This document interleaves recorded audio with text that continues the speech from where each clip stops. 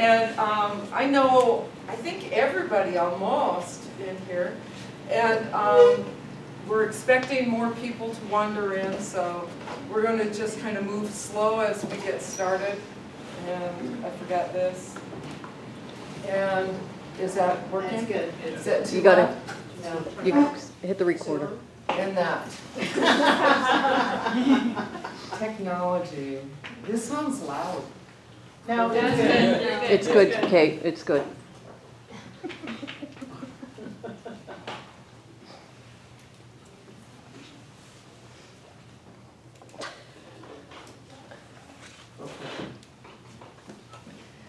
Okay, so the first night, we're going to be doing some introductory things. We're going to talk a little bit about Emma Curtis Hopkins. We're going to talk about the books that she's written. And then we're going to do a check-in, a real check-in, which is something that we're going to do every week. And how we're going to do that, because we're anticipating a large group next week, and then we'll see how it goes. And I have gotten emails from people who are watching the classes that I do in other places, and one of the complaints is that they like what I say, but they're not getting any of the discussion. So when people share, this is your talking stick. And you can pass, you don't have to use it, and you can pass altogether. You don't have to share either, it's up to you. But if you do want to talk, then please use this so that the people in other places can hear you. Because your discussion, what you all are thinking, is probably the majority of the class, really. Because I encourage and try to facilitate discussion. And so that's how I believe people learn. And so you're not going to get me lecturing for 2 hours, because I don't know enough. And I learn from you. So let's start with the rules of the kitchen. Please, before you leave, make sure the chairs are back in, the tables are cleaned, and help in the kitchen and put things away. Make sure that it's clean. Or they have threatened me with, not allowing us to have coffee and things like that. So if we don't take care of the kitchen. So just volunteer. If everyone chips in and just does it, we'll all be out of here by like 9:10. It'll be quick and easy. Let's see. Crosstalk. I'm going to discourage it, and I'm a pretty good facilitator. So if you have something burning you want to say in relation to something someone else has said, be reflective first. Listen to your own voice in your head. Sit with it and then share. But let's not have cross currents of dialogue going, because then it's difficult for people to hear and to listen. So let's work on that. The goal is to be reflective and honest with who you are and what you want. That's the goal of Emma Curtis Hopkins. She believes, and one reason I like her so much is that you have to know who you are before you can heal yourself. And before you can help others, you have to know who you are, right? You have to know how you move in the world and how you view the world at large. And that's the exciting thing, I think, about this book, is that there's 12 easy steps. It's like we're going to be kind of like an AA meeting.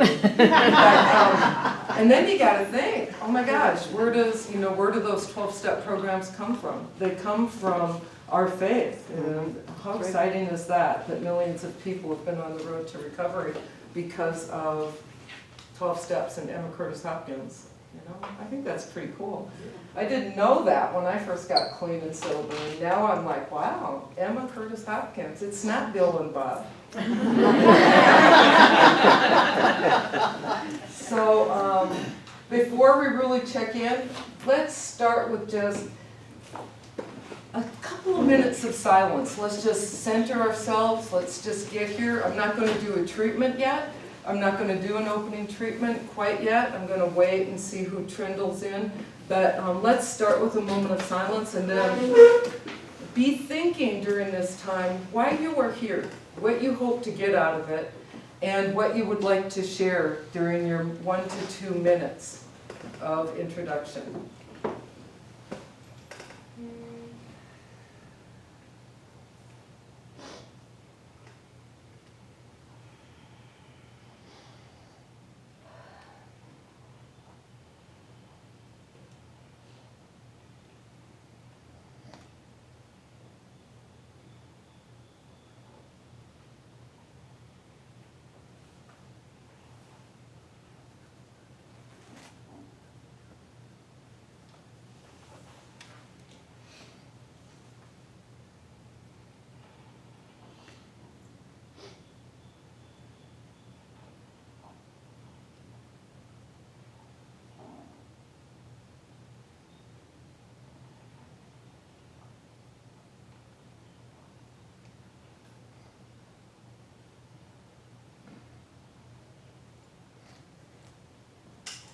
What lovely energy we have in this room tonight.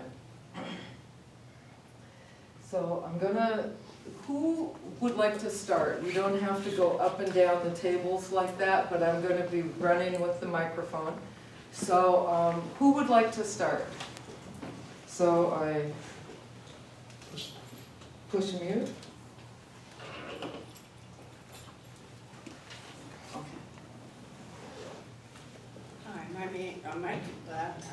My name is Bea Lothrop, and through my life, I've been fortunate in finding teachers coming in and out of my life through cycles. And I recognized as soon as I started reading that she's going to be my next teacher. So I'm really, really just thrilled to be here. Thank you. Thank you.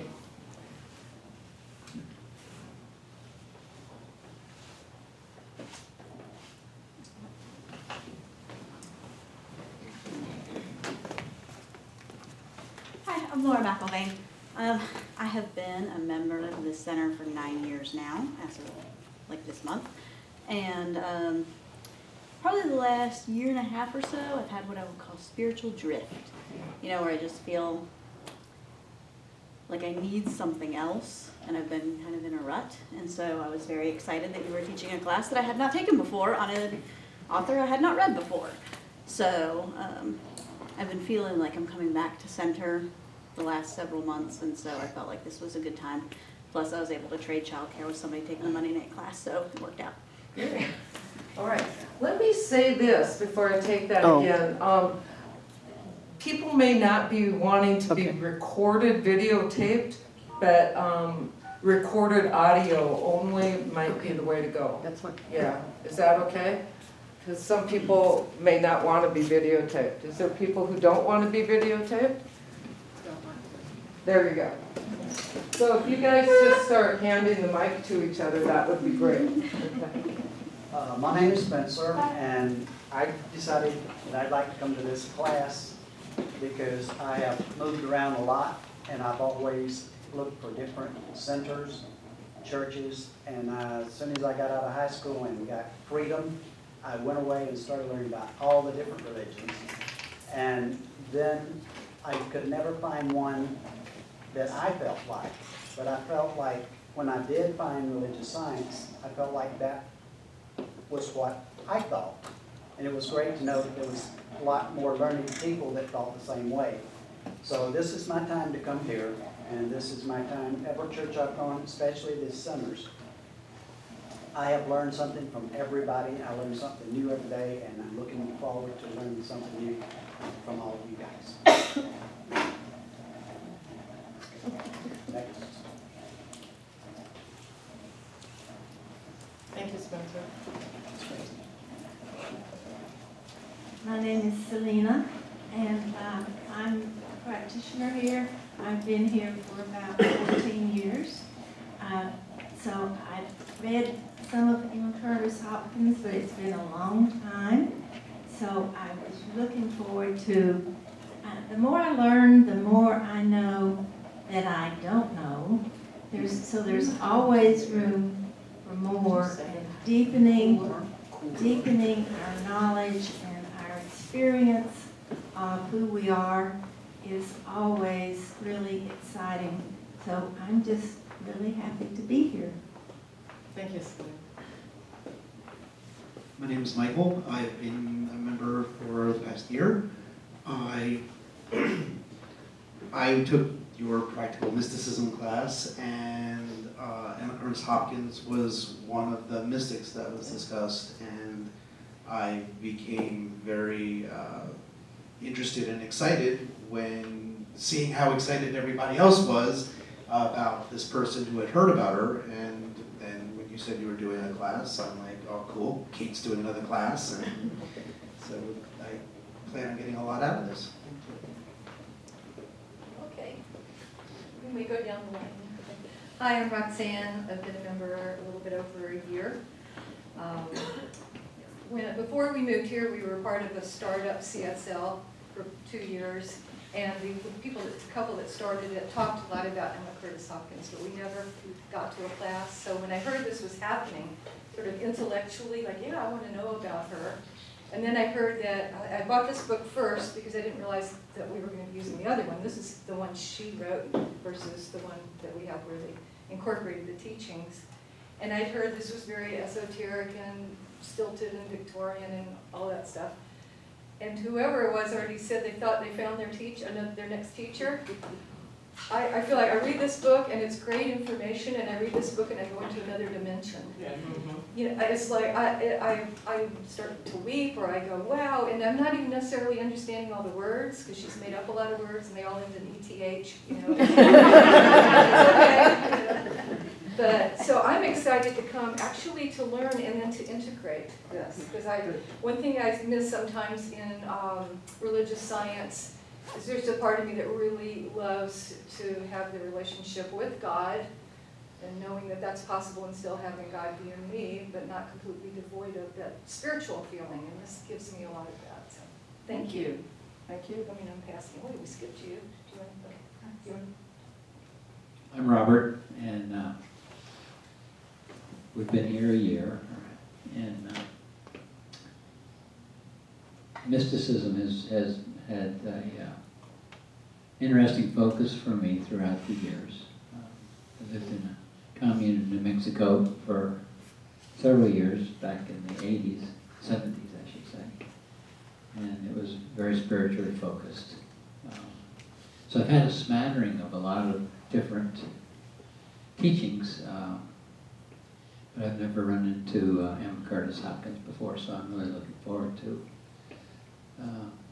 learning about her. Great. And about me, obviously. Thanks, Robert. So my name's David. I've been around a while and I do some stuff around here. So I first touched in with Emma Curtis Hopkins when I was with the Unity Church back in the early 80s. And I got a copy of Scientific Christian Mental Practice, and I went through and highlighted a bunch of stuff, then I read it again, and went through and highlighted a bunch of more stuff, and went through it again and highlighted a bunch of more stuff. And She was holding up the book. there was nothing left to highlight. And she has, in her approach, has been the reference point for my spiritual path in Newport, literally. So I'm really happy to be here tonight and just to touch back in again. I'm Sue, and I'm really happy to be in the class energy again. I just love this. I love the book. For some reason, I just couldn't put it down. I've read other good books, but this one, I literally could not put it down. It was something that just grabbed me. And I think because I'm such a questioning person, sometimes borderline arrogance, it's like, well, how do you know that's true? And, you know, like, what she mean by that? And like, prove it. Well, in this, you know, she seems to back up what she says with like scientific data, whether it's about the law of cause and effect or anything else. But whatever I might have questioned, she answered the question.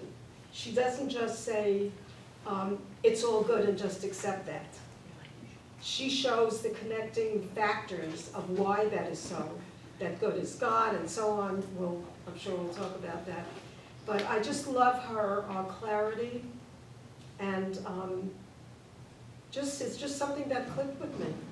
I had read a book by her earlier and it didn't work. I'm like, what is all this good? But in this particular book, and I guess with the help of Miller, who co-wrote it with her, Ruth Miller, I think that did make a difference for me. Anyway, really happy to be here. Great, thank you, Sue.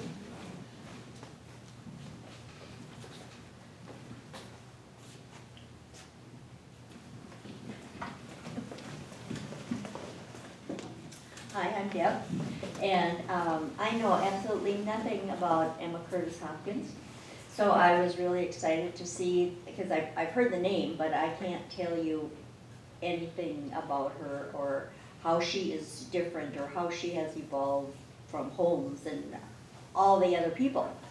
So I was excited to see that this is going to be the next class, and so I'm going to learn some new things. Great. Behind Behind you. you. Behind you. Hi, I'm Donna, and the center that I attended before here was in Seattle, and the minister there would teach quite a bit of Emma Curtis Hopkins. And so I was really excited to see that there was a class that was going to be taught about her. And one of the things that she teaches is that there is good for you and you ought to have it. And I really love that. And also, Kate, I know that you're an excellent teacher. And so this is my first chance to take a class with you. Thank So you. Thank you.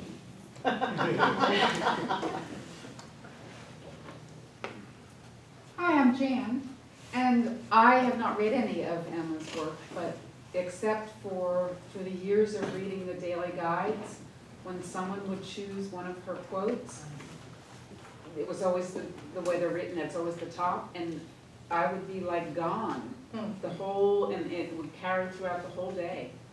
So I'm so looking forward to learning more about her. Good, good. Okay. Thank you, Jim.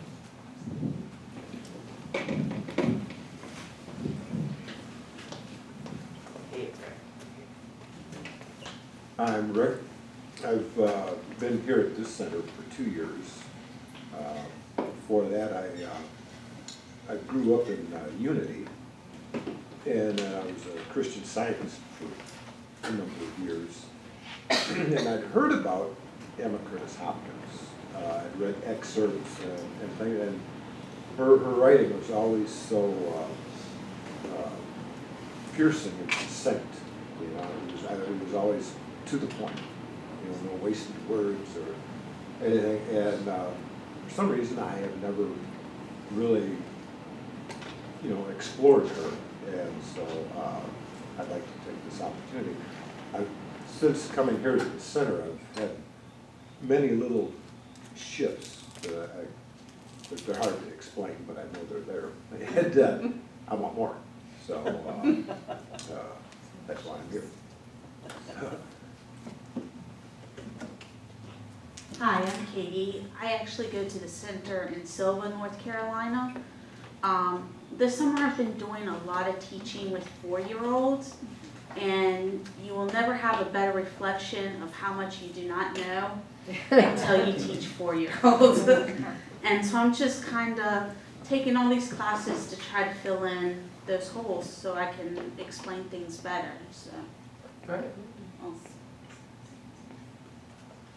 Hello, my name is Vivian, and I am here to further the clarity of the intention of my life.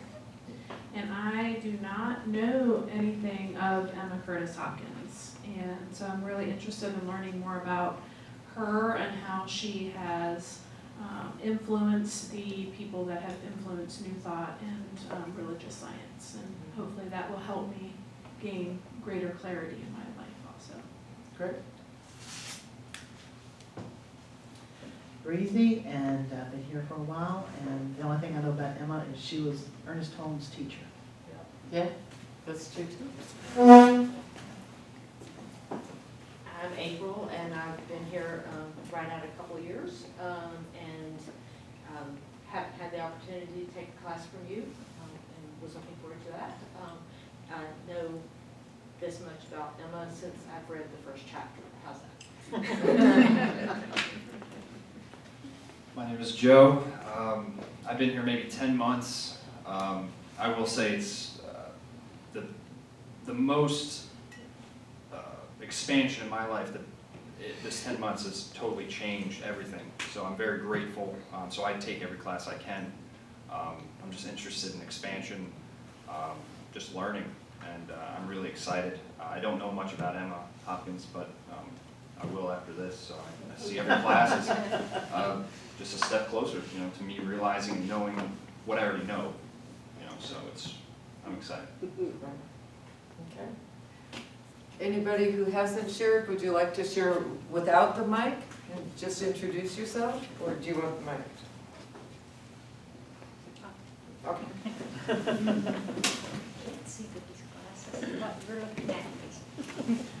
I'm Mary Lou, and I'm new to the center here. I come from St. Augustine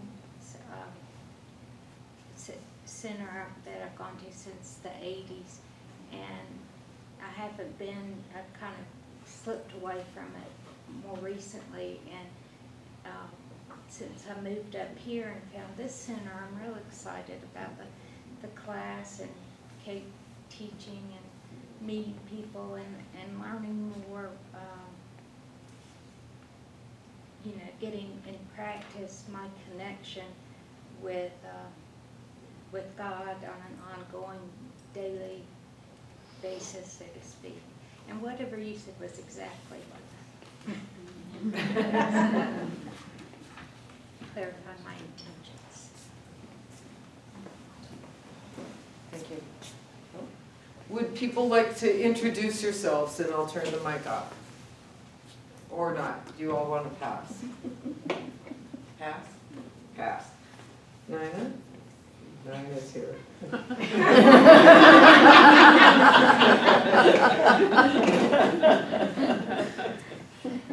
Pass? Pass? Pass? Pass. Okay. Sir? I'm John. I came from Greenville and come to this center for several months now. I'm a member. Went to centers in Atlanta and Fort Lauderdale and enjoyed all of them. I've always had this in my mind, and I've tried a lot of other religions, but this is the one that really makes you feel that you are something. And I want to study more. I've heard of Emma Thomas, but I've never really read any of her books. So I'm looking forward to finding out more, and the more I can find out, the better I'll be. All right, welcome. Good. Ooh, that's everyone, I think, who wanted to share? Great. So, thank you.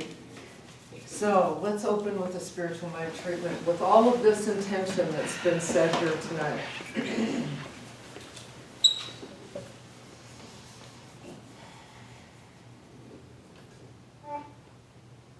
And this is what I know. There is one universe. There is one presence. There is one world, and that is a world of peace, love, joy, compassion, and harmony. And that love and compassion and harmony is in me now.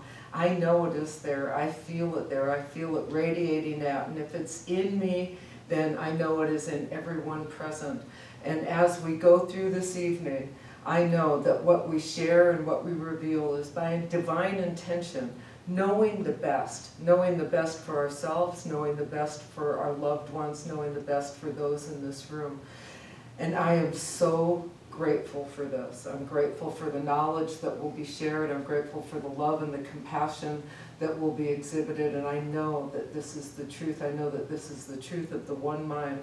And as I feel so blessed and so grateful to be here this evening, to be a part of this amazing, amazing group. I release my word to the law of love and joy, and together we say, and so it is. Yay! Yay, the opening treatment's done. So who is Emma Curtis Hopkins? So she's known as the teacher of teachers. She took, oh, my mind just went down, I'm going to say it, because I'm thinking politics, I'm thinking Elizabeth Cady Stanton, right? No, it's Mary Baker Eddy. And she took Mary Baker Eddy's work and kind of like broadened it out and brought it to a different point. So it's like she took all of this and then just took it up. She didn't narrow the focus. She expanded the focus. And how I read it and how I read the two women and what they've done in their world, for our world, that she expanded it. And she is the teacher of teachers. She taught the people of unity. She taught the people of divine science. She taught the people of science of mind. And so everything that we have in New Thought is really because of Emma Curtis Hopkins on that line. And you could take it back and say it's because of Mary Baker Eddy as well, because there's so much of that that's still present in what we do here today. And so there's two things that she talks about as we're going through this book. One is that she absolutely insists on the practice of meditation. Absolutely insists on it. In order to expand, in order to know who you are, she believes that meditation is the key to that. And not only meditation, but repetition. Meditation and repetition.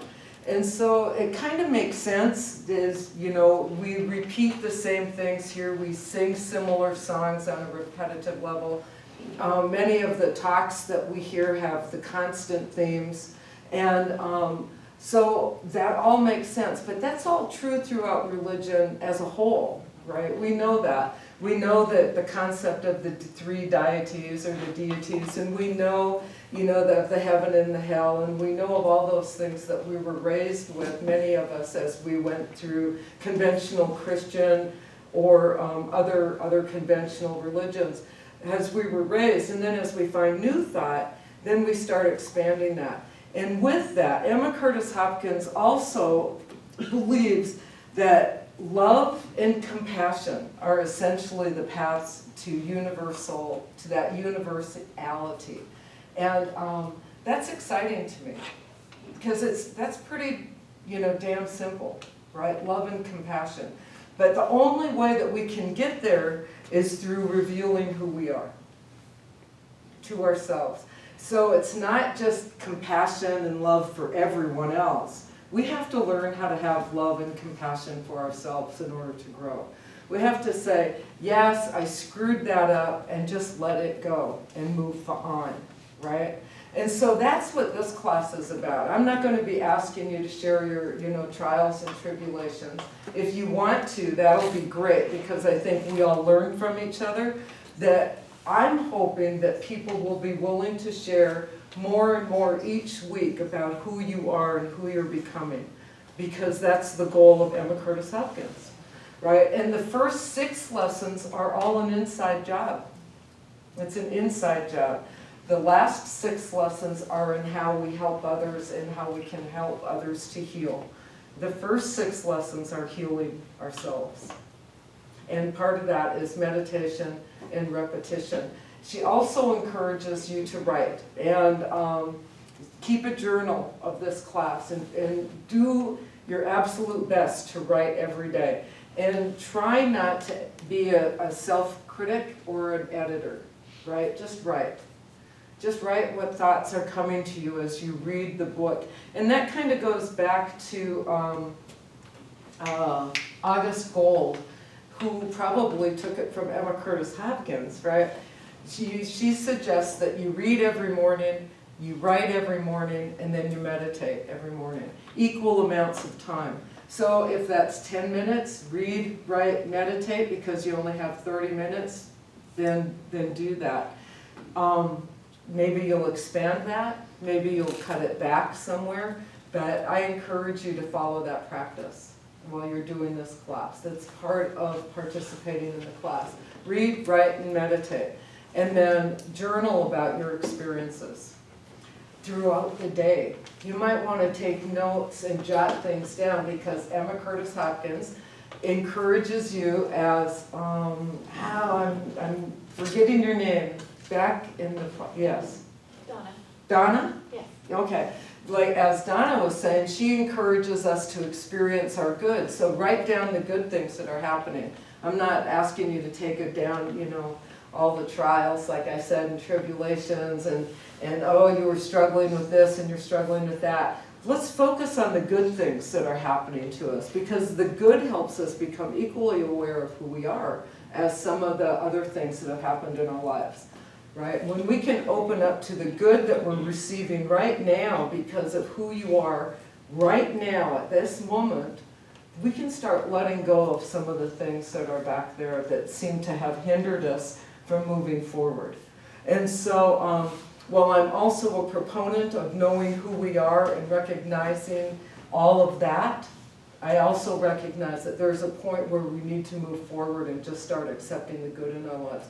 Because once we accept a little bit of good, like I'm just so grateful to, you brought the cakes and stuff back there, right? That is good. That's good, right? Yeah, let's be grateful that we have that good in our life. Those little things that can mean so much to us, right? Someone at work just smiling. Maybe you're going to be the one that starts smiling at people at work, even if you don't feel like it. Good morning. But it'll get easier. It'll get easier. It will. So I'm going to ask you to commit to that, to make a promise to do that. And on page, well, you guys don't have this, I do. She says, oh, it's not in there, it's in here. I've got way too much stuff going on in my head here tonight. It'll all come out, unfortunately for you all. Here's what she says on page Roman numeral 9, right? And she says, I'm starting with the second paragraph. Emma's first 6 lessons focus on establishing the individual's own health and well-being, while lessons 7 through 12 expand on the same principles, applying them to one's ministry or work with each other or with others.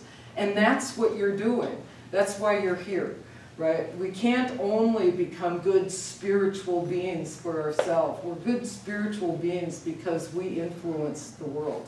And you don't have to do that in this kind of activist, you know, love everyone and come to the Science of Mind Church.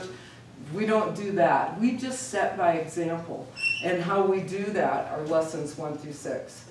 So she also says, be cheerful under all circumstances.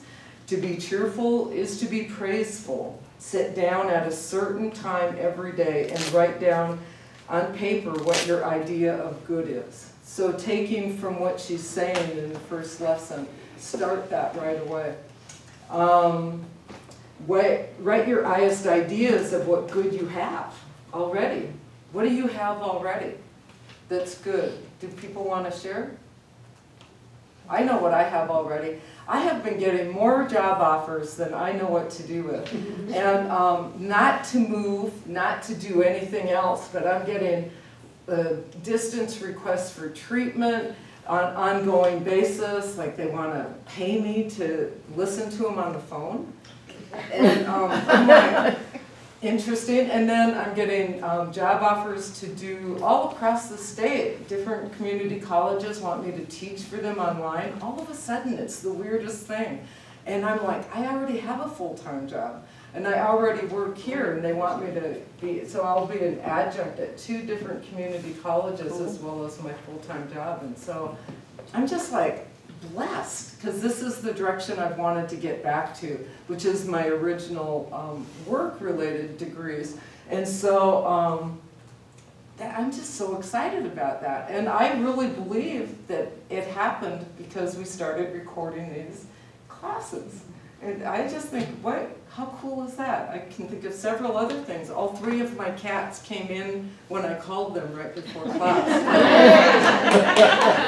Because I'm often chasing them around the parking lot like this, and then they dash under my car, and I'm grateful for my car.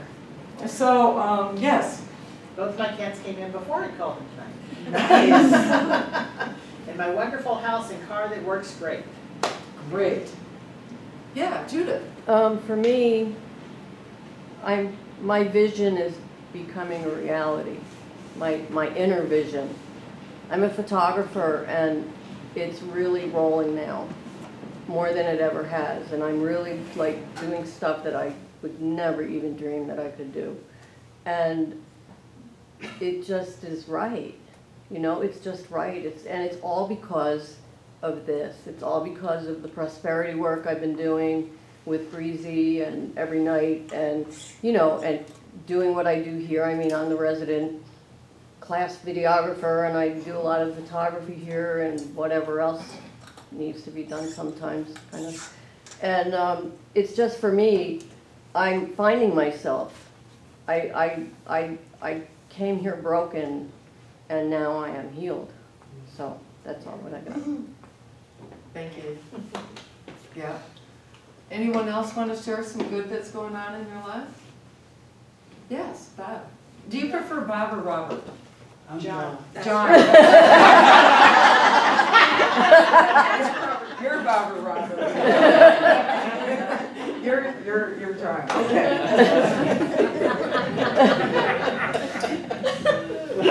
I found myself very thankful. It's like every morning now where we live, we have a beautiful deck. It's all wooded, right at the bottom of Paris Mountain.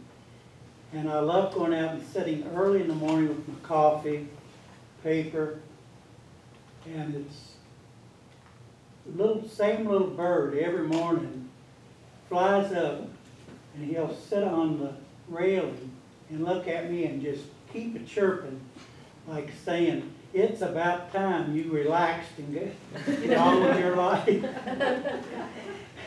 And he kind of makes you feel like you're a bird whisperer or something. You don't want to talk back to him. But I am so grateful that finally, after all these years, we retired and can relax and enjoy and start getting out and doing things with other people and having a good life. Nice. Thank you, John. That's all right, I've been called. Spencer. That is the good part, and a lot of his friends are thinking that he's a little nuts talking to birds. But that's good though, because it's true. That's it. Good? It's great. I guess if I had to say one thing, it's that there are so many little things that happen so consistently that that just says there's more going on here than meets the eye. You know, just seeing, you know, the serendipitous, so much so that my whole life is magical, and to the point where it's not even a surprise anymore. You just kind of expect that to come around the corner, there's your parking space, all right, you know. And, all those little things constantly that just say spirit is real, connection is real, love is real. I'm really thankful for that. Thank you, David. Anyone else want to share your good? Mm-hmm. Just life. Life is beautiful and magnificent and sparkly. And I mean, just to be in this community of beautiful individuals and to see the life force energy in everything. It's magical. It really is. And it's, yeah, I'm very incredibly grateful for all of my life and for all of you. So Anna staff sent me a really long email Monday evening really frustrated and venting and whatnot. And then, and my days have been really scheduled lately. So today I had like 10 minutes and I saw her walking down the hall. I'm like, come here, let's talk. And then after our talk, she sent me a very short email that said, you're such a cool boss. So, and I really needed it. That's nice. Yeah. Yeah.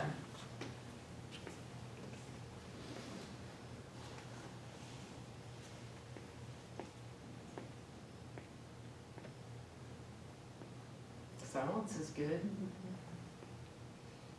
Hear the crickets. You can hear the crickets.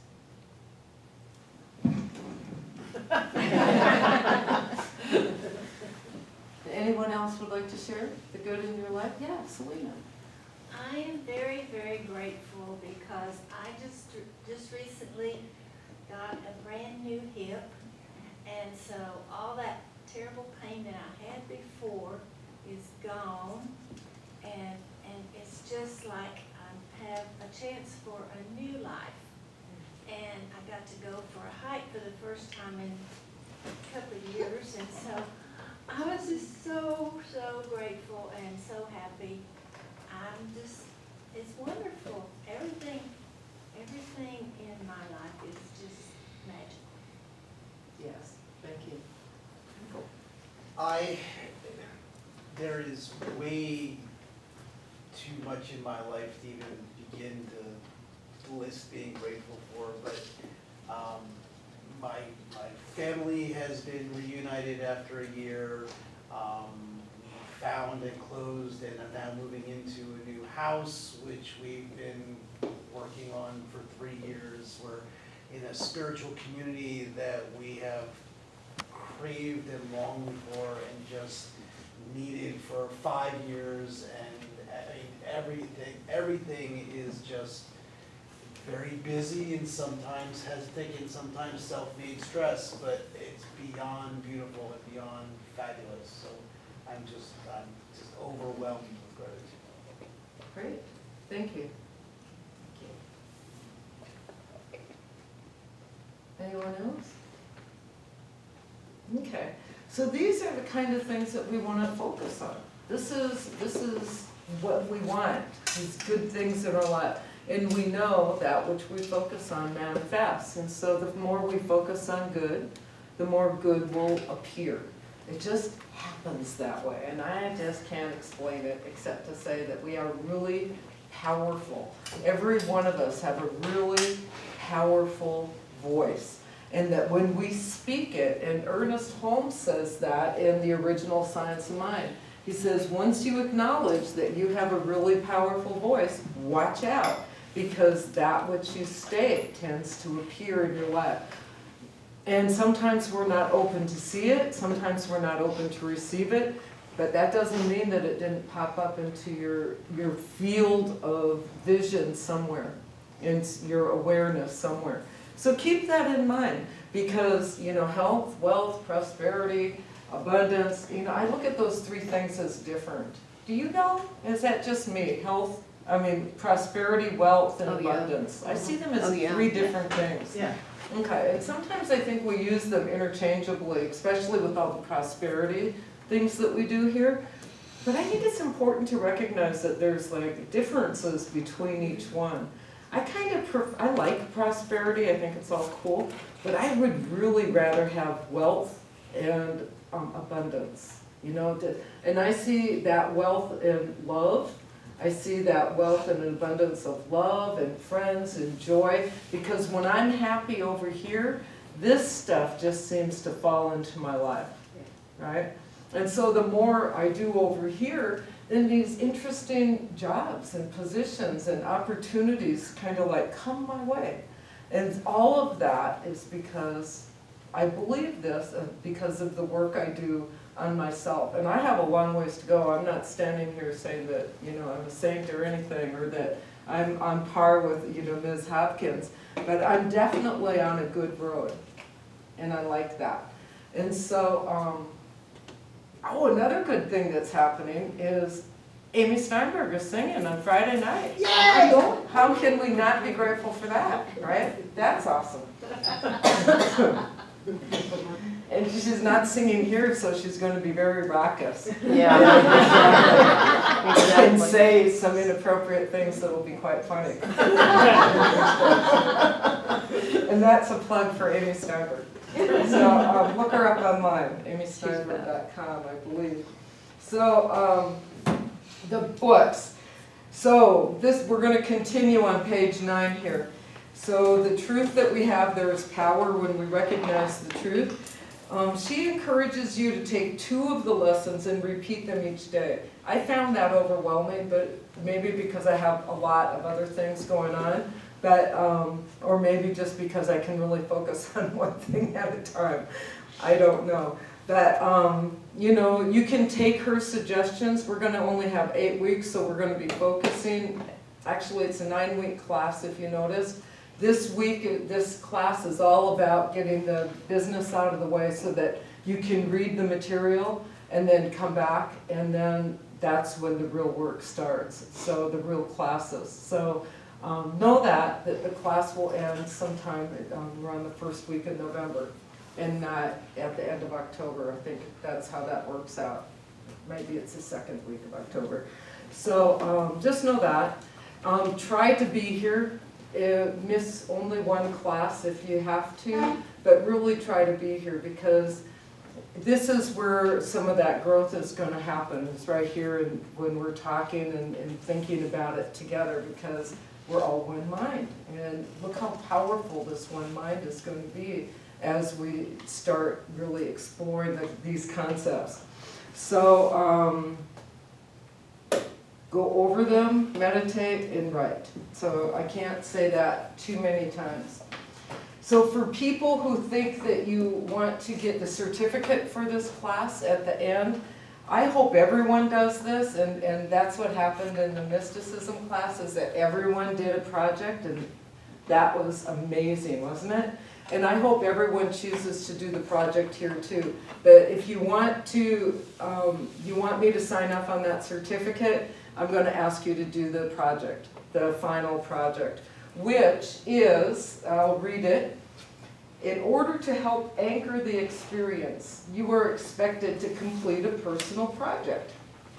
The project can assist and guide you in your personal practice for the next, it says 6 months, but we're going to say 8 weeks. For each lesson, because they only did like a lesson a month, or sometimes 2 lessons a month, but it was a really long, drawn-out class. Anyway, for each lesson, choose 1 or more of the affirmations from the book, the declarations of personal commitment, names of your good or understandings of spiritual principle. I'll photocopy this, and you can have a copy of it. Put these together in a form that will be useful in your daily spiritual practice. It can be pretty much anything. You could do a collage. You can write a list of affirmations that you use. You can do pretty much anything. For one class I did in Albuquerque, I planted seeds and grew a plant by the end of that was a 16-week course, and then there was these little sprouts, and it was very representative of who I was at the time. So whatever you like, an artistic endeavor, you can do something simple like a list of affirmations. You can just put it together in a little spiritual handbook for yourself. Okay, so, but I'll be looking for something like that for people who want to get a certificate. Okay? Okay, Barbara said I can do that. I'm just saying. Because she never requires things like that, but I'm like, I want something. And she was like, it's your class. So it's my class. It's your class, and I want you to get the most out of it that you can. Does the same thing go for people who watch it online? You know, I don't know. I've never had anyone request a certificate. I get emails from folk, but I don't. I just didn't know if that was. That's a really good point. I would say yes. Yes. Yes. If you're watching online and because I would want to know that you've participated in the exercises. Yeah. So email me. That's a good point. Let me put that. And if anyone wants to email me, this is this is the email to get me at. It's Kate Grayson. That's 2 E's, not an O, at gmail.com. And actually, if you want to call me,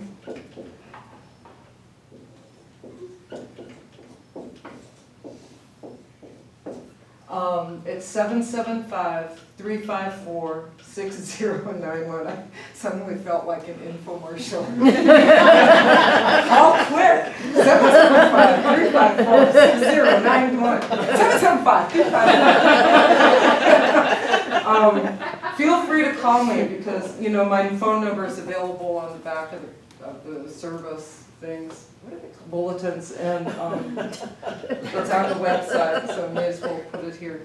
So, so there's the personal project. Weekly assignments are essential. Like, obviously, you don't have to do them. I hope that you do them, and I hope that you do, you know, the read, write, and meditate. The end of class celebration, we're going to present those personal projects in the last class. So think of it as stepping into your ministry or stepping into what you're becoming, so that it's not so like, oh, now this is like the final thing. But this is really a sharing of who you are, because like we were saying in the beginning, we're becoming so that as we move through the world, we become that catalyst for change for others. That's the whole point of lessons 7 through 12. So keep that in mind, that when you're sharing in here, you're a catalyst for others for their health, for their well-being, for their prosperity, all of that. And with that, there's a lot of sharing in here. I'm hoping that there is. And I'm not going to be talking so much throughout this class. I'll do like I normally do. I pick out what some nuggets that I feel are important. I'll talk about them and talk to you about like what I think they say. But then I'm throwing it back to you. And what do you think that she's saying? How do you use this? How do you, navigate through the world with Emma Curtis Hopkins now for the next 8 weeks? That's what's important, is sharing and showing each other our growth, right? So listening will be key. Listening to be a healer is absolutely imperative. We have to learn how to silence our mind, right? So that we can really listen with that love and compassion that we were talking about earlier.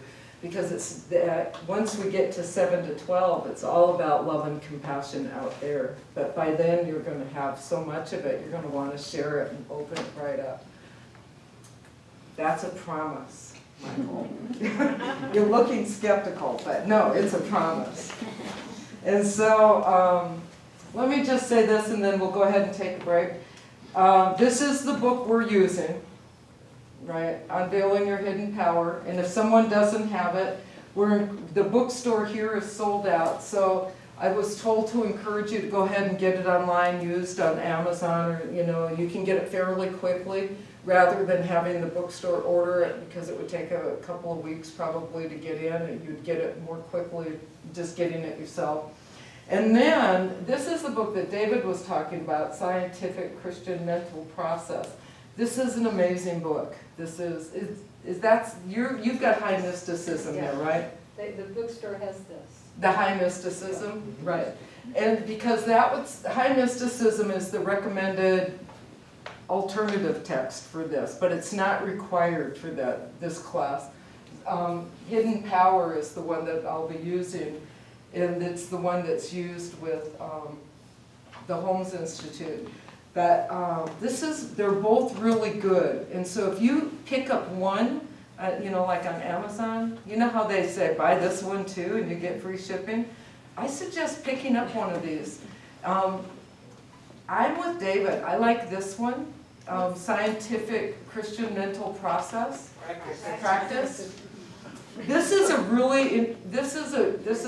book that just darts right into your psyche, but for me, it's heavy. It's, you know, it's heavy. This is her stuff, and this is the one Nina likes too. So take a look at the one in the books, you know, here. Take a look at this one here on break or later today. I'll always bring them so you can look at them. But and I'll be using them both to supplement the Hidden Power, because that's where Miller got it. And I don't think Miller actually studied with her, did she? I think she wrote her dissertation on Hopkins and then adapted it to this. That's what I think. It reads to me like a dissertation, and I edit those, so I'm like, this is a dissertation. Well, it sounds, from what I understood, it sounded like she translated it like people translated the Bible to the Good News Bible, which is more modern speak as opposed to the old language. Well, like the 97 edition or the 1997 printing of the Science of Mind versus the original text, which since Barbara recorded that, I don't read or listen to anything else. I just listen to the original Science of Mind or pick it up. And so it's like that. This is the new one, but these are the real deal. But this is the one that spells out the lessons, and this is the one we'll use. So any questions? Nope.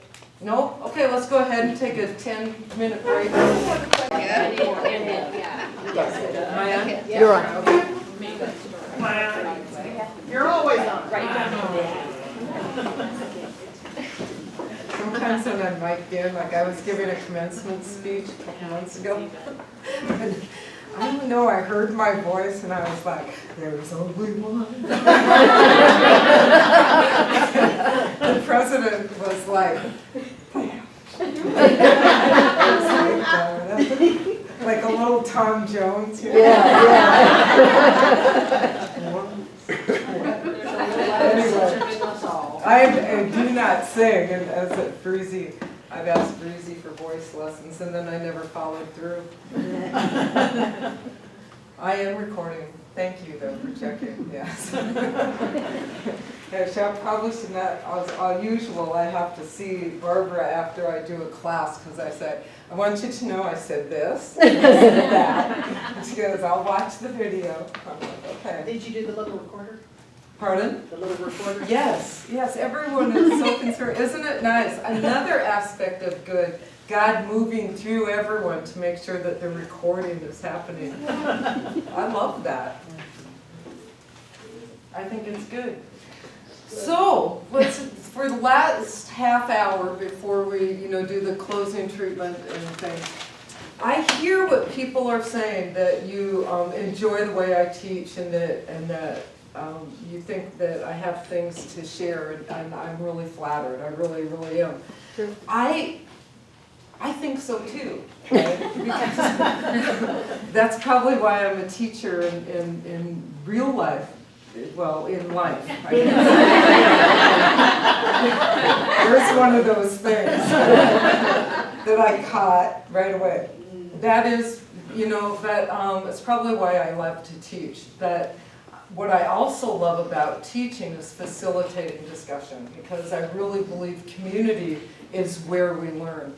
And so we'll be doing that. We're going to be doing paired exercises in here with people we don't know well. And some of that's uncomfortable for people, and I understand that. And you can choose not to participate or choose someone that you know well. But the goal is to expand, right? The goal is to stretch your boundaries. And because that's what Emma Curtis Hopkins demands, actually. And once you really start reading her book, she's not very gentle about this stuff. She's like, do this every day, and do it this way. You can choose your own way of doing it, but let's do it. And let's push our boundaries just that little bit so that we can grow more, right? Because I believe if we just stay inside, and somewhere it just stops going out, right?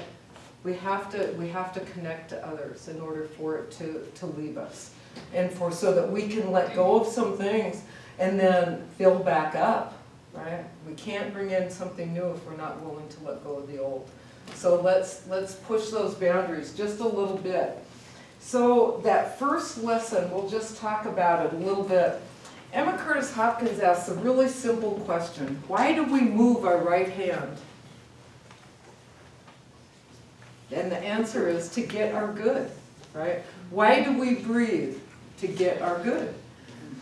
Why do we do anything? Why were our bodies created? They were created for good. And because of the way our culture is, we end up in these pieces of turmoil and all of that. But the truth is, we're just here to receive good and to share it and to expand it.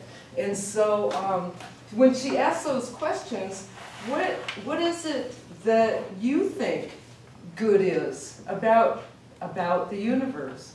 Why does Emma Curtis Hopkins say that my good is my God?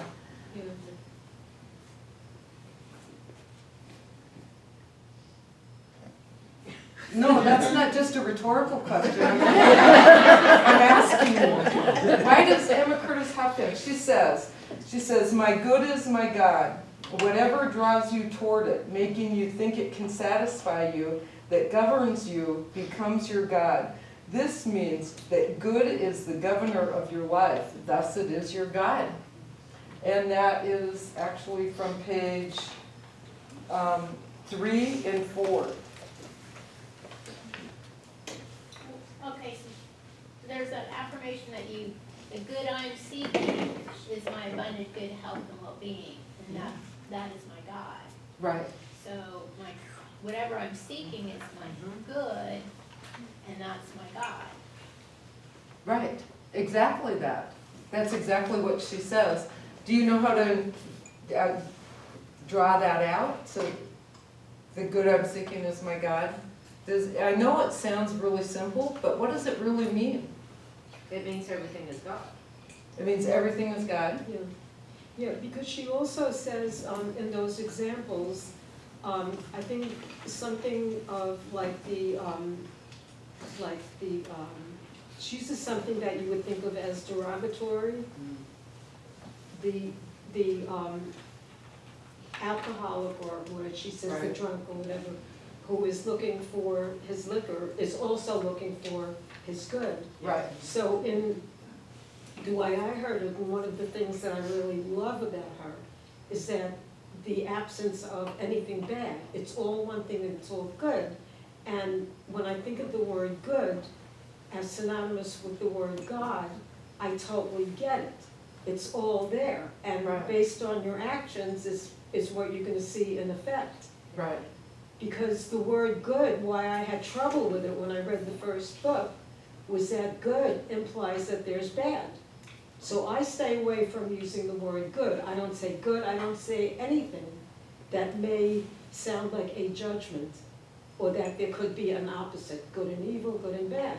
Okay. But when the word good is God, when it comes from God, that's something else altogether. Right. Puts another meaning on the word good. Right, and that's what you're saying as well. Is that correct? Right? Anyone else? Yeah, B. What I find fascinating with Sue's comment is that good for me is it helps me because I've always had a negative idea about God. Every time I would say the word God from my background, it was the big old man up there with the finger, and it was just very negative feeling. I couldn't say God and feel good. And now with the way she has put it, it's allowing me to expand. Right. And I can actually say God and not cringe. Okay. So we all learn so differently. It's wonderful. It's a nice, yeah. I thought this was so interesting. Page 3, it says at the bottom, it says the English word God comes from a German word that means highest good. Right. Yes. Yeah, those Germans had something going on. With Freud, a few others. Just keep going. I agree. So that's where Emma Curtis Hopkins gets what she's talking about, right? actually the Germans did have good things going on. I'm listening to Robert Elwood's tapes right now on world religions, and oh, you guys are going to get so much more than just Emma Curtis Hopkins. And it's from Germany that a lot of our basic religious rites and services come from, and so all of us were raised on things from that. The majority of us, probably not all of us, because maybe some of us had nice alternative parents that didn't force that, but a lot of us did. So, our highest good is our God. Everyone good with that? Mm-hmm. Okay. So, similar to Troward, she says, much to what Sue was just talking about, is that even though someone appears to be not what we would initially perceive to be seeking their good, they are. And Troward also says that we function at the level of our awareness. And that doesn't mean that it's good or bad. And so that's why Emma Curtis Hopkins stresses this kind of love and compassion for yourself first, because you're functioning at one level of awareness, and as soon as you recognize it, you've moved to a different level. And so forgive yourself, have compassion for where you were, and then step forward, right? So that's where that comes from.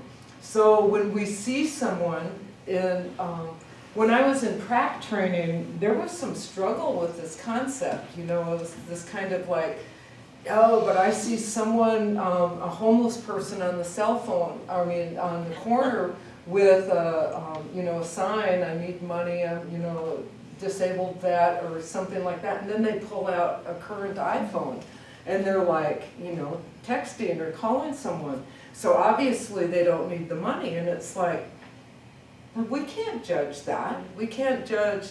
This was the discussion that we had in my prac class. We can't really judge that. We can't judge. Do you remember that discussion? Selena was in there. Vaguely. And so, it's not that they're pulling out an iPhone. It's that what is the real opposition to the person who feels like, I'm not going to give them money if they're just going to put it on their phone bill, right? And at the same time, if we come over here, maybe that phone is the only thing that's really keeping them connected, right? Maybe they're looking for jobs on that phone. Maybe, they're calling different things. Maybe they're doing job interviews. Maybe they're connected somehow that we're not even aware of, right? We can't judge just based on our perception that that phone is this person's good in that moment, perhaps, right? And the $5 would be nice too. But that's not the point. The point is that everyone's operating at their level of awareness. And that's all we need to know. And that's what we need that compassion for. Okay. I think everybody we're all on the same page. She also asks on page 5, do you hide the idea of your good in the recesses of your mind, never expressing it? Do you? No. Do you hide your highest idea of good in the recesses of your mind, never expressing it, because perhaps you think you can't achieve it? Sometimes, yes. I don't know. I'm sure I do. That I have these brilliant ideas and then I'm like, yeah, not now. I'm busy. I don't know. That takes too much time, too much work. It's a lot of energy. Too much risk. Too much risk. Yeah. Yes. A lot of what you're saying right now is actually the voices that we hear that might not necessarily, usually it's your closest friends and family that'll, you'll have a great idea or you want to do a company or something, they'll be like, no, that's not for you. But they're speaking from their good or their perspective. Right. So, yeah. Exactly. Yeah. So how do you step away from that? Stay in here. Seriously, I mean, this is just get around like-minded people and know that the power's within me and I can do anything that I put my mind to. Right. Yeah, Breezy. Well, I know a lot of, I can't remember who said this, but people are usually afraid of two things, either succeeding at what they want or of failing. Mhm. And it could be of the same thing. And so a lot of time people procrastinate and put off doing something because they're afraid of what's gonna happen if they succeed, or they're afraid of what's gonna happen if they fail. And so it's just put off and put off. Okay.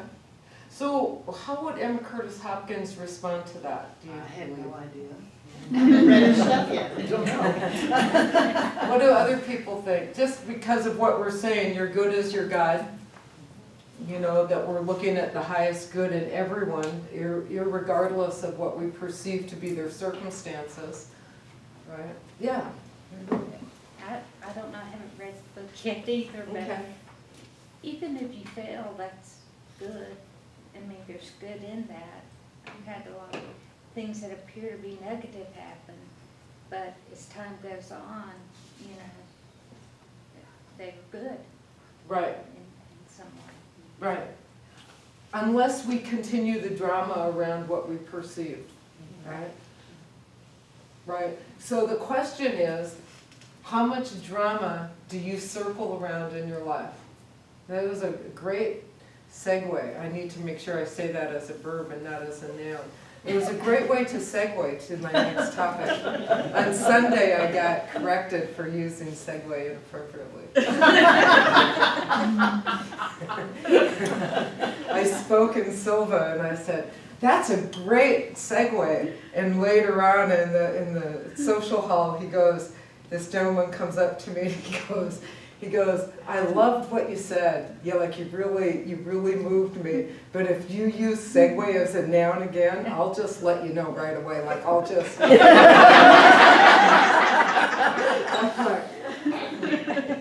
It's a verb.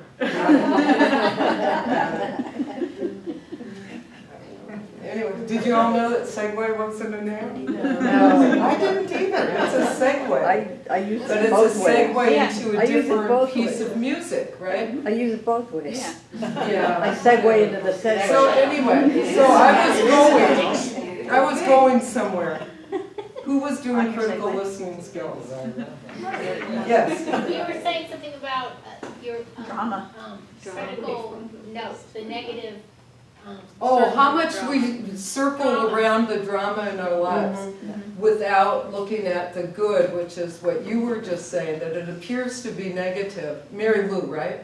Right, and so Mary Lou was just saying that it appears to be negative because when it happens, it doesn't always feel good, but it doesn't mean that it's bad. It just means that it doesn't feel good and that you might feel uncomfortable, but that's what we're breaking out of. It's kind of like a catharsis in that sense. It's a comfort zone. But in some ways, the essential desire for good is a discomfort. It's, I want my good, I desire my good, there's something that's missing or appears to be missing in my experience right now. Right. And whether it's for that sandwich or the next groovy car or whatever it is, or a nice relationship, there's something that's calling me to move forward. And so that's part of the package. Right. It's part of the three-dimensional experience, you know, it keeps going back and forth between emptiness and fullness, and right. And so once I begin to have that perspective, then I begin to look at all of these things that happen differently, because it's not bad, it's just, oh, I'm in an empty period now. Okay. And I can say that now, but when I'm in it, you know, It doesn't come out feel so that way. clearly. That empty just feels depressing and Right. sad or angry Right. or all of those kind of things. Right. But at some point, we begin to recognize that that is only what it is. An emptiness waiting to be filled with my next highest good. That it's an illusion of good, which Emma Curtis Hopkins says is that there's an illusion of good that we sometimes walk into. And actually that comes out of the High Mysticism book, that there's like kind of like not everything is truth. Not everything is truth. Sometimes it's an illusion of the truth. It's the truth hidden. And so it's little t truth, you know, so that before we can become, you know, our big S self, we have to have the big T truth. But sometimes when we want some of these things and they happen, but the feelings don't come with it of joy or acceptance and love or compassion, and we've got, you know, an example I used recently was that we want a big house, and so we treat for it, we ask for it, and we get a big house, but there's no like safety in it, or we don't really have quite enough money to pay that mortgage. And so, or we want a relationship and we get a relationship, but there's no intimacy. You know, so we get what we ask for always, even if we're not always open to receive it or see it at the time, like I said before. But sometimes it's just the illusion of truth, because is it really what you want? Are you just going after something that feels like a drive toward without really knowing who you are to express it clearly? Does that make sense? So, because I'm just figuring all this out myself too, right? So I'm like, okay, that makes sense to me.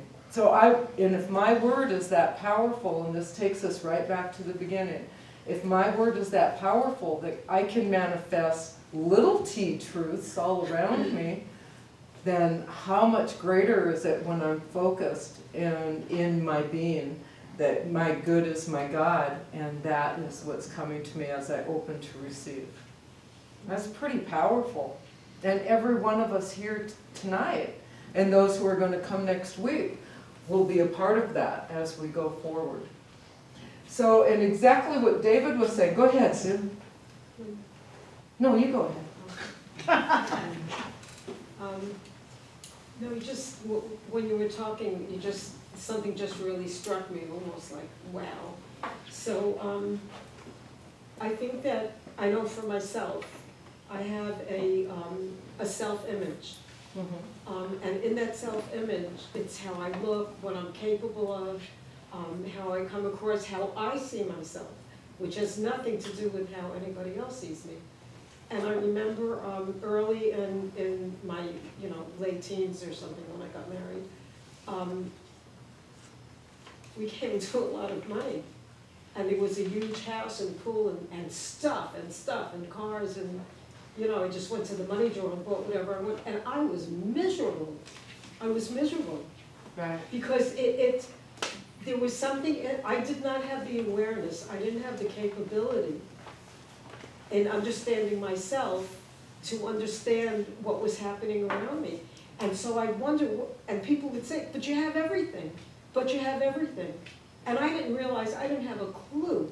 All I knew is that I was miserable, and how dare I be miserable because look at what I have. Right.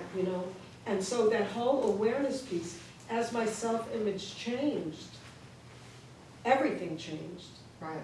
So getting things and not feeling, that was my comfort zone. I was a victim, I was poor, so that stuff just didn't fit, and it was so confusing and it was horrible. Right. So now it's like, having the awareness now, it became so simple. All I want is to be happy. Right. All I want is to feel connected, because that's what makes me feel happy. Right. Whatever happens, either it serves that or it doesn't. Right. And how that manifests for us often is by the labels or the things or the desires that we have that we think are going to make us feel that way, when in fact we need to feel that way, then we get the things that we want. And we know that from the basic science of mind that Barbara teaches all the time, and that we hear about every Sunday. So that brings us right back to the beginning, which is very cool. Because as we acknowledge that the good we are seeking must be our God, because it pulls and pushes us all the time to see if we can't get closer to it, we must find ourselves better and better satisfied. Nothing can resist the very proclamation of truth, big T, if we let it be spoken as though it's an omnipotent idea. It is God's idea, because it's coming from us, because we are God. We are the mystics of the divine. Doesn't that send a shiver down your spine? I love that. And Does anyone have anything you would like to share before we start moving into closing tonight? It's all about sharing your good, remember. Yes, Michael. Oh, and then Nina. I haven't started reading it, and so I'll put that up front, but when you're talking about my good is God, when I was reflecting. I'm gonna make a quick correction to that. My good is my God. My good is my God. Okay, Right. great, thank you. Right. For me, that is a lot harder to understand, fathom, stomach, accept than my God is my good. Because when I look at my life and situations in my life that are not what I say that make me uncomfortable or I perceive as not positive in some way, it is a lot simpler for me to go, it is all God, and then accept that, and then from there say, then therefore everything is good, rather than to think that all is good and then that is my God. Right. You know, that's an excellent example of inductive and deductive reasoning. And I know we've covered this in this room, and I get myself totally confused. But that's like straight out of the original Science of Mind, right? If we think John, Mary, Peter, and Paul are good, then we think God is good. And then that's inductive, right? And then deductive, or is that deductive? I'm going to bring that next week, because I think that's a perfect example. If your good is your God, or if God is your good, I think that it's essentially the same, but there's different reasoning to get to them. But it doesn't really matter how we get there, right? But there is a significant difference. There's this like little piece of difference. And I'm gonna be really clear before I say any more about it. So all of us, we should all go to the original Science of Mind and look this up so that we're all clear about it. So, but we'll talk about that next week, okay? I'm gonna write that down because I think it's important to cover again so that we're clear. Thank you, Michael. All right. Anything else? Any other thoughts? You had Nina? Oh, Nina, you were gonna say something. I was gonna say that this class is my good. Thank you. Because it's everyone sharing, and everyone's God, and everyone having a voice, so this class is my good. Yes. I know. I know. Open to receive. Anyone else like to share something? Anything? Thoughts on what we've talked about? Just wait a minute. Oh, there we go. Kennedy Schultz was my first metaphysical teacher back in the 80s. And he always told me starting out that when we make mistakes, that's God's way of telling us to learn to forgive ourselves and move on instead of staying in that spot and doing it. And that goes back to what you were speaking about earlier, about forgiving yourself, have compassion for yourself. And even though it appears to be a mistake, that's not necessarily the mistake. The mistake is if you don't forgive yourself, if you stay there and dwell in it. So that always makes me feel that if I make a mistake, it's okay as long as I don't keep making the same mistake over and over again. Right. If I learn from it. Sometimes I think I've needed to make that same mistake, but eventually I made it was less each time perhaps. We grow Yeah, from each one. I hope so. I believe that happened.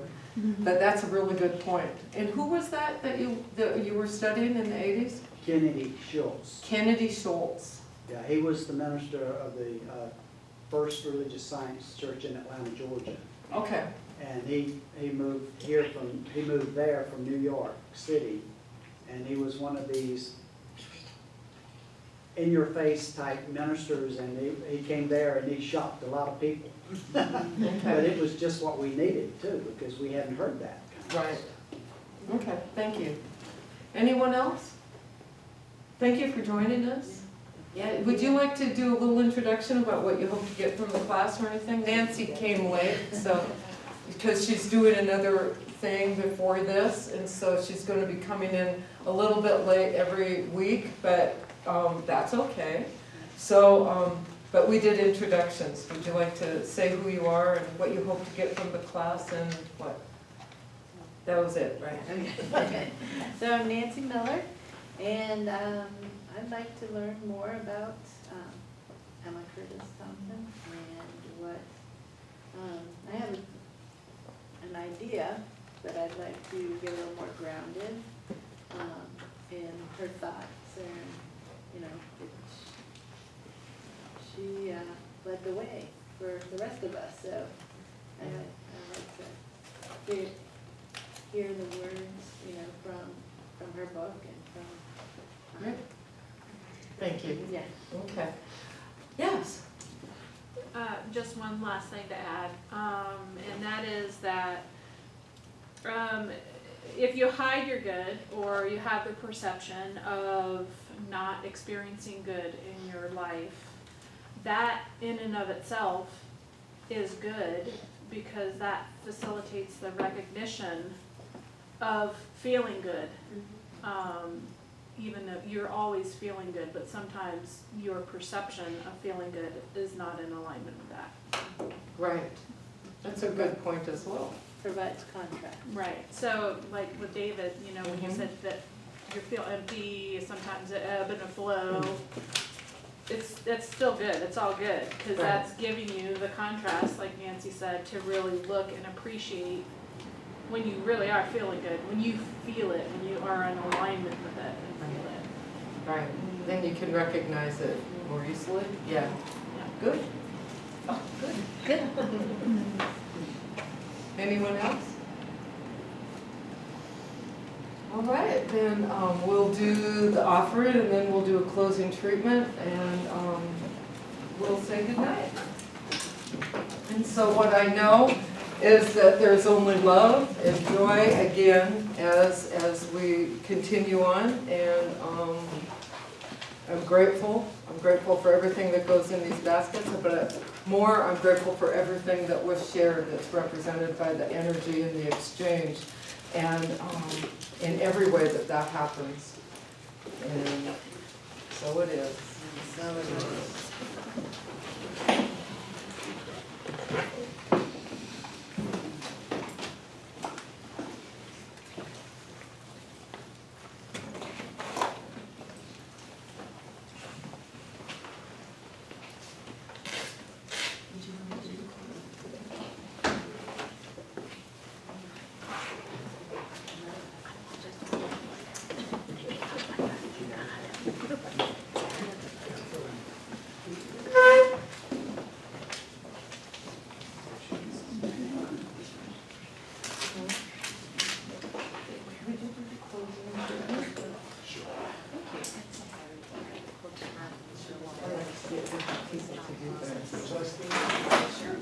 Because we need to hear it. Speak loud. Okay.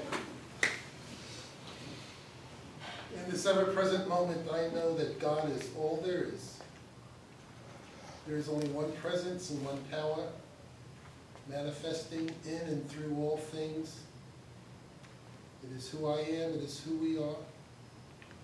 And in that knowing, I give deep thanks for all that has transpired here, for all that will continue to transpire because of what is taking place here and now. I know that our unfoldment and emergence as spiritual beings is a success already done, and I give great joy to be here with you in the current of love, and so it is. So it is. Thank you, David. So I'm going to be asking different people to do the opening treatment, or I'll do one and someone else will do the other. So if you would like to volunteer to do that invocation or treatment, remember this whole class is about us becoming that which we seek. So I'll be asking you to share that. So think of that, and whoever would like to do that, just come talk to me next week and we'll get you on the list. Thank you, David. Have a good night, and thank you.